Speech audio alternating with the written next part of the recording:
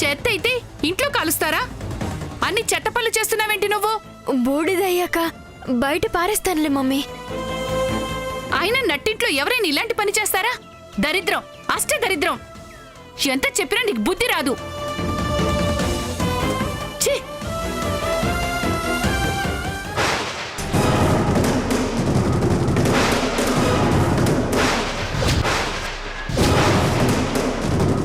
ఏంటిది?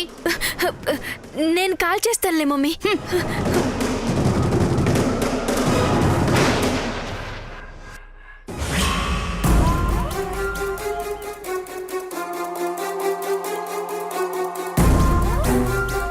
ప్రేమతో నీ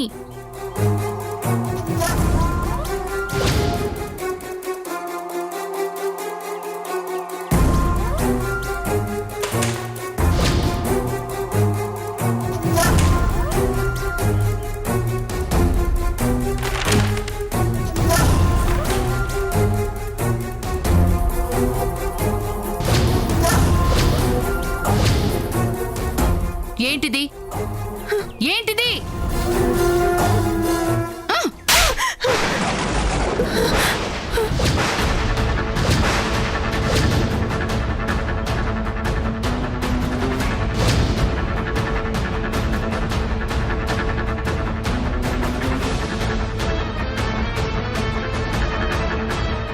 ఇందుకేనా నువ్వు బయటికెళ్ళేది? చంపేస్తాను, నిన్ను చంపేస్తాను. ఏమైంది? బాను ఎందుకు కొడతావు? ఏమైందా? నీ కూతురేం చేసిందో తెలుసా? ఇన్నాళ్ళు ఎన్ని గొడవలు ఇంటి మీదకి తెచ్చినా ఊరుకున్నాను. అది అలుసుగా తీసుకుని మన ఇంటి పరువు తీసే పనులు చేస్తోంది. మమ్మీ నోర్మై! నన్ను అమ్మ అని పిలవకు. ఇలాగైనా నేను నిన్ను పెంచింది? చివరికి ఇలా తయారయ్యావా నువ్వు? మే నలుగురిలో తలెత్తుకుని బతకాలా లేదా? నా కూతుర్ని చూడవే, పరాయి మగాడి వైపు కన్నెత్తి కూడా చూడదు. 4 గోడల మధ్య ఉంటూ దాని పనేదో అది చూసుకుంటుంది. ఆ వంక ఈ వంక పెట్టుకుని బయట తిరిగేది ఎందుకేనా? చంపేస్తాను, నిన్ను బతకనివ్వకూడదు. ప్రపంచం అంతా వచ్చి చెప్పినా నా కూతురు తప్పు చేసిందంటే నేను నమ్మను.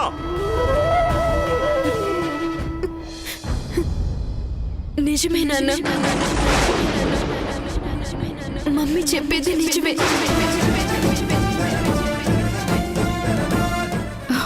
విన్నారా? ఏమందో విన్నారా? ఇప్పుడు అర్థమైందా? ప్రపంచం అంతా చెప్పలేదండి, మీ కూతురే స్వయంగా ఒప్పుకుంది.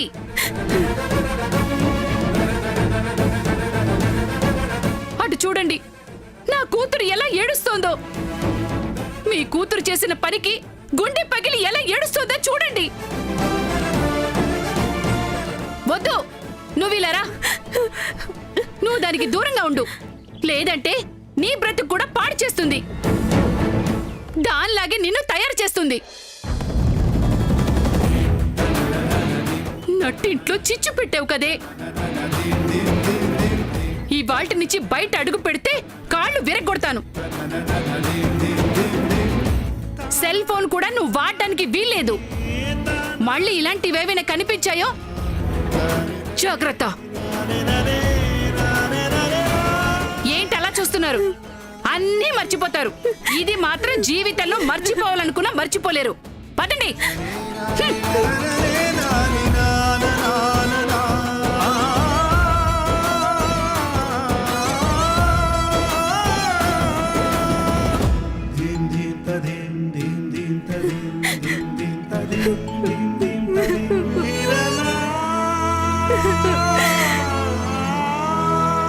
అక్క, ఐఎమ్ సారీ అక్క.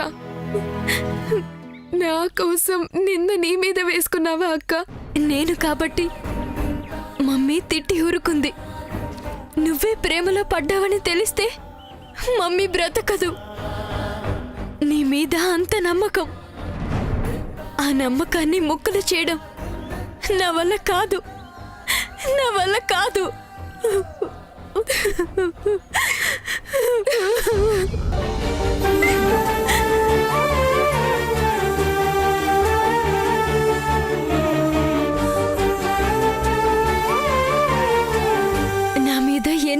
పడ్డా భరిస్తాను, కానీ నీ మీద వాడి నీడ కూడా పడనివ్వను. ఆ ఏజే ఇచ్చిన మాట నిలబెట్టుకుంటాడా? వాడు మళ్ళీ అంజలి పేరెత్తకుండా చేస్తాడా?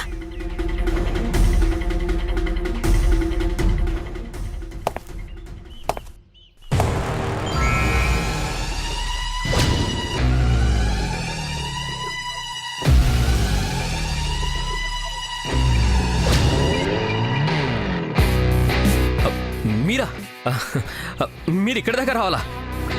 ఫోన్ చేసి రమ్మంటే ఎక్కడున్నా నేనే వచ్చావాడిగా. కూర్చోండి కూర్చోండి.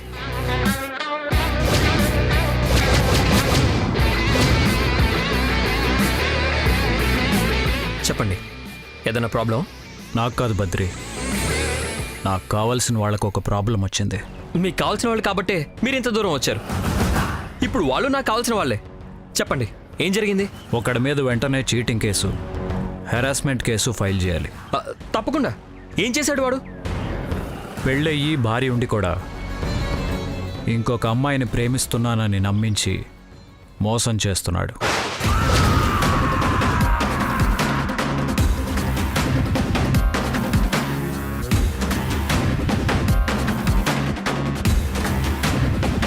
నువ్వెందుకు అంతగా ఉలిక్కి పడుతున్నావు? అబే ఏం లేదు ఏం లేదు. ఆ రాస్కల్కి గట్టిగా బుద్ధి చెప్పాలి. చెప్పేద్దాం, నేను చూసుకుంటాను కదా. అలాంటి చీటర్స్ని ఊరికే వదిలేయకూడదు. ఎఫ్ఐఆర్ ఫైల్ చేస్తావు కదా? ఎందుకు చేయను? వాట్ డీటెయిల్స్ చెప్పండి. పేరేంటి? బద్రి, బద్రీనాథ్.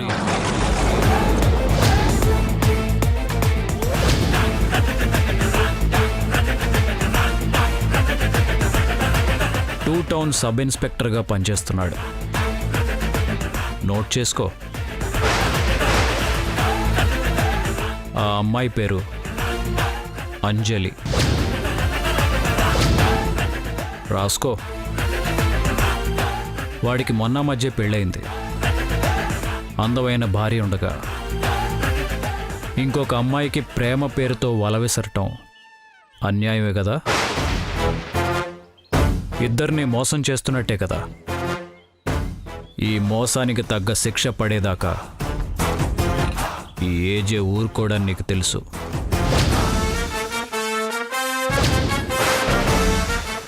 ఏమంటావు బద్రి? నేనెప్పుడూ పోలీస్ స్టేషన్లో అడుగు పెట్టింది లేదు. మొదటిసారి వచ్చానంటే అవతల వాళ్ళు నాకు ఎంత ఇంపార్టెంట్ పర్సన్స్ అర్థం చేసుకో. అతను ఏ పరిస్థితుల్లో అలా చేయాల్సి వచ్చిందో అది కూడా ఆలోచించుకోవాలి కదా. ఏ పరిస్థితిలో అయినా సరే ఇలా చేయటం మాత్రం క్షమించరాని నేరం. చట్టరీత్యా శిక్షించి తీరాల్సిందే.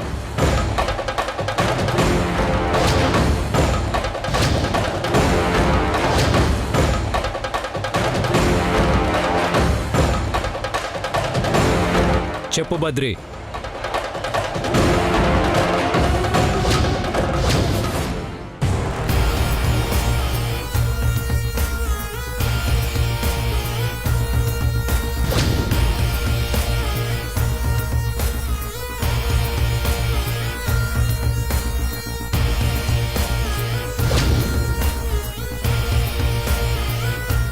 మాట్లాడు బద్రి. బద్రీనాథ్. నాకు టైం లేదు. నువ్వు అంజలికి చేసేది మోసం, నీ భార్యకు చేసేది ద్రోహం. పైగా ప్రజల్ని కాపాడాల్సిన ప్లేస్లో ఉండి ఇలాంటి పనులు చేయటం ఇంకా నేరం. ఆ వృత్తికే కళంకం. చూడు బద్రి, నీ స్థాయి పెద్దదేం కాదు, నా స్థాయి తక్కువదేం కాదు. నేను మాత్రం సింపుల్గా హెచ్చరించి వదిలేలేను. నువ్వు ఎఫ్ఐఆర్ ఫైల్ చేయాల్సిందే. అంటే ఇప్పుడు నా మీద నేనే కేసు పెట్టుకోవాలంటారా? తప్పదు. తప్పు చేసావు కదా. ఇది నేను అంజలితో మాట్లాడి తేల్చుకుంటాను. ఆ స్టేజ్ ఎప్పుడో దాటిపోయింది. నీకు పెళ్లి కాకపోయి ఉంటే అంజలిని ప్రేమించడం తప్ప నేను అనుండేవాడిని కాదు. ఇప్పుడు నీకు అర్హత లేదు, ఆమె వెంటపడే హక్కు కూడా లేదు. ఈ క్షణం నుంచే నువ్వు అంజలిని మర్చిపోవాలి. ఇలాంటి పని చేసినందుకు శిక్ష అనుభవించి తీరాలి. మీరు కూల్గా మాట్లాడుతూనే నన్ను బెదిరించాలని చూస్తున్నారు. అరుస్తూ చిటికలేస్తూ బల్లగుద్ది వాదిస్తూ బెదిరించడం అవసరమా? పిచ్చుక మీద బ్రహ్మాస్త్రం వేయటం నా పాలసీ కాదు. నువ్వు ఖాకీ యూనిఫామ్లో ఉన్నావు. నీ మీద గౌరవం పోయినా నీ యూనిఫామ్ మీద నాకు గౌరవం ఉంది. మీ డిపార్ట్మెంట్ మీద పూర్తి నమ్మకం ఉంది. గోటితో పోయేదాన్ని గొడ్డలి దాకా తెచ్చుకోవద్దు బద్రి. అసలు మీరెందుకు ఇందులో ఇన్వాల్వ్ అవుతున్నారు? అంజలికి నేను కరెక్టో కాదో డిసైడ్ చేసుకోవాల్సింది అంజలి, మీరు కాదు. అంజలికి ఏది మంచో ఏది చెడో తెలిస్తే నీకు పెళ్ళైందని తెలిసినా ఎందుకు కంటిన్యూ అవుతుంది?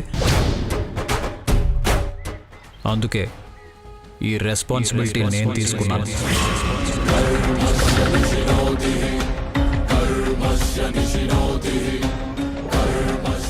నేను వెళుతున్నాను.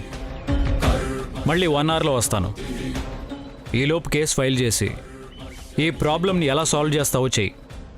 లేదంటే కూల్గానే జరగాల్సినవన్నీ జరిగిపోతాయి. నిన్ను మామూలుగా వదిలిపెట్టుకో. Be careful.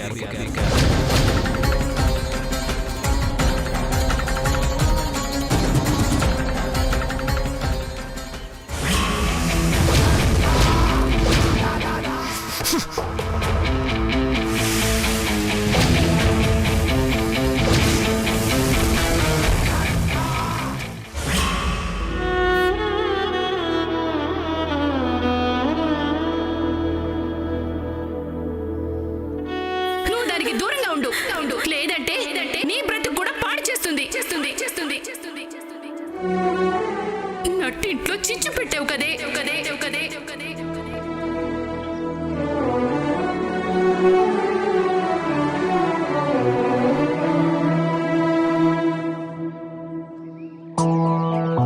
బాను,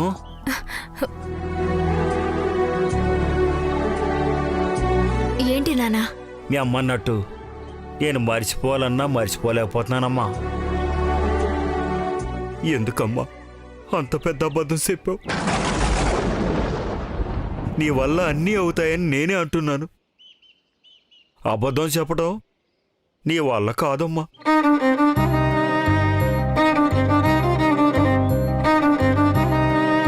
అబద్ధం చెప్పడం అంటే నిజం చెప్పడం అంత నిజాయితీగా చెప్పలేరు.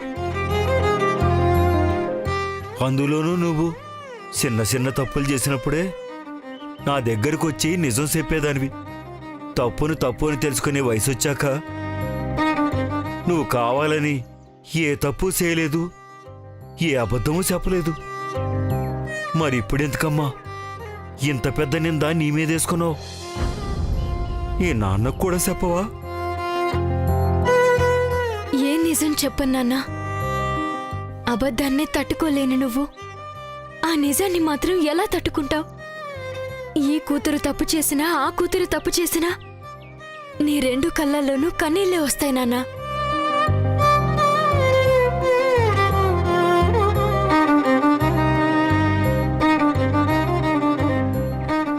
నన్నేమీ అడగొద్దు నాన్న. ఏంటి చేసిన తప్పుకి క్షమాపణ అడుగుతోందా? లేదంటే ఇదే తప్పు ఇక ముందు కూడా చేస్తానని చెప్తోందా?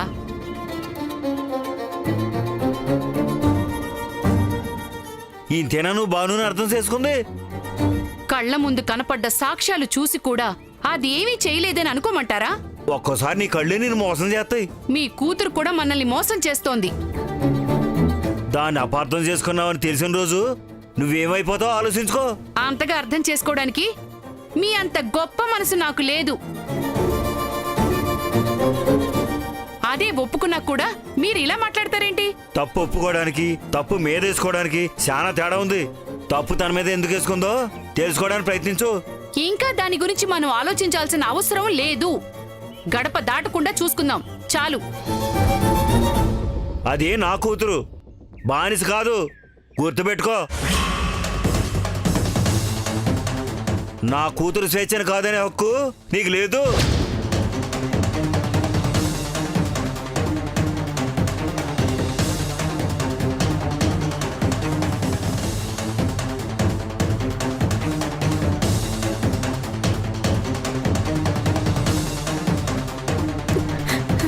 చేసిందంత చేసి ఇప్పుడు ఏడుస్తావేంటే? నీ వల్ల ఏది కాదని నాకు తెలుసు. కానీ ఏ తప్పైనా ఇంట్లో జరిగిందంటే అది నీ ఒక్కదాని వల్లే అవుతుంది.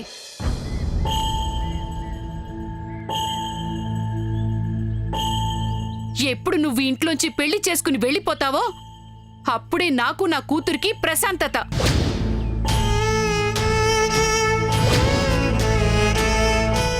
ముందు ఎవడో ఒకడిని చూసి ఆ 3 ముళ్ళు వేయించి పంపించేదాకా నాకు దినదిన గండమే.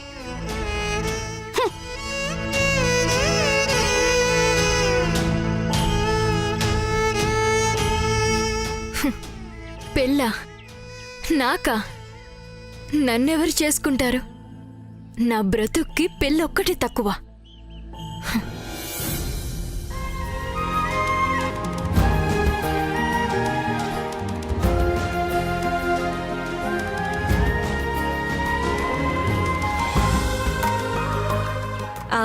ఎంతుంటుంది బాబు చీర? ఒక 20,000 ఉంటుందా? మేం తెచ్చిన శారీస్ అన్ని 50,000 నుంచి 1,00,000 రూపాయల లోపు ఉంటాయమ్మా. నగలు కూడా 10 లక్షలకు తక్కువ కాకుండా చూసి ఇంటికి పంపించమన్నారమ్మా ఏజే గారు. అంత ఖరీదా?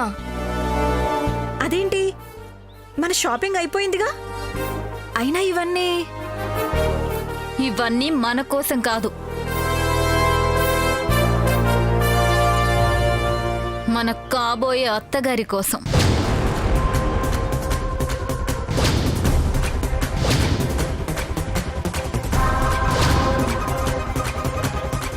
ఇప్పటి వరకు అత్తగారెవరో సస్పెన్స్ లో ఉంచారు. తాళి కట్టే టైం వరకు సస్పెన్స్ లోనే ఉంచుతారో ఏంటో అర్థం కావడం లేదు.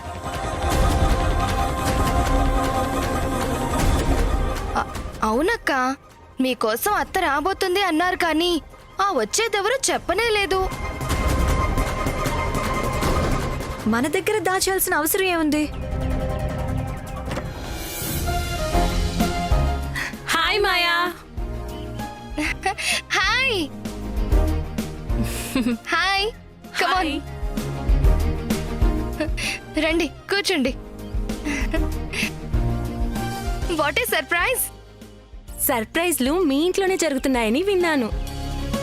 ఏం విన్నావు? మీ మామగారు మీకు అత్తని తీసుకురాబోతున్నారంట కదా?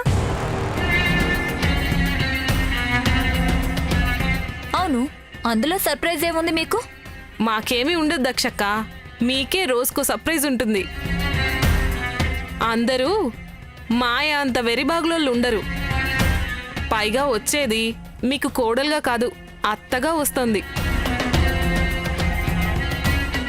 మీరు ముగ్గురు చెప్పినట్టు ఆవిడ వినదు, ఆమె చెప్పినట్టు మీరు వినాలి.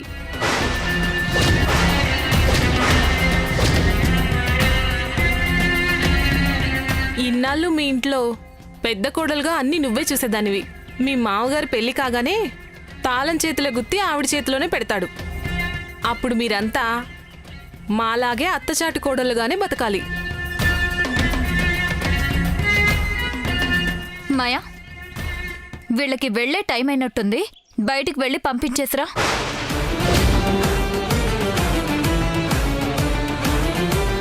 మీరేమైనా ఉచితంగా ఉచిత సలహాలు ఇచ్చే ఏజెన్సీ ఏమైనా నడుపుతున్నారా? లేకపోతే ఇల్లు తిరుగుతూ ఇంటికో చిచ్చు పెట్టి చేతులు దులుపుకొని వెళ్తుంటారా? అక్క, లేకపోతే ఏంటి? మా ఏజే భార్యగా వచ్చే అమ్మాయి ఎవరైనా సరే మాకు అత్తగారే. అత్తగారిని గౌరవించడం అనేది ఏ ఇంట్లో అయినా సాంప్రదాయమే. తప్పుగా మీరు ఆలోచిస్తున్నారు, మేమెవరూ అలా ఆలోచించడం లేదు. మీరిక బయలుదేరండి.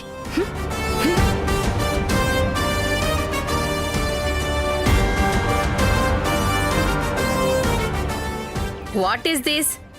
ఏ సబ్ క్యా హై? ఏజేకి కాబోయే భార్య కోసం సెలెక్ట్ చేయమని పంపించారు జయమ్మ. రియలీ? ఊపర్ భగవాన్ హై, నీచే ఆద్మీ హై. మనుషులు చేయలేని వర్క్ని గాడ్ మాత్రమే చేయగలడు. కానీ ఇప్పటి వరకు ఏజే చేసుకునేదెవరినో మనతో చెప్పకుండా సస్పెన్స్లో పెట్టాడు. మీతో ఏమైనా చెప్పాడా? చెప్పలేదు, కానీ ఆమెవరో నాకు తెలుసు.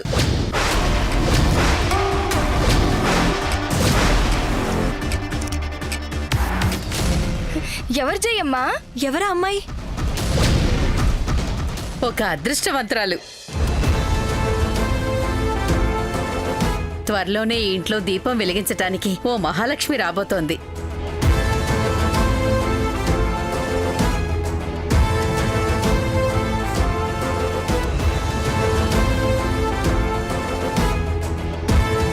త్వరలోనే ఈ ఇంట్లో దీపం వెలిగించటానికి ఓ మహాలక్ష్మి రాబోతోంది.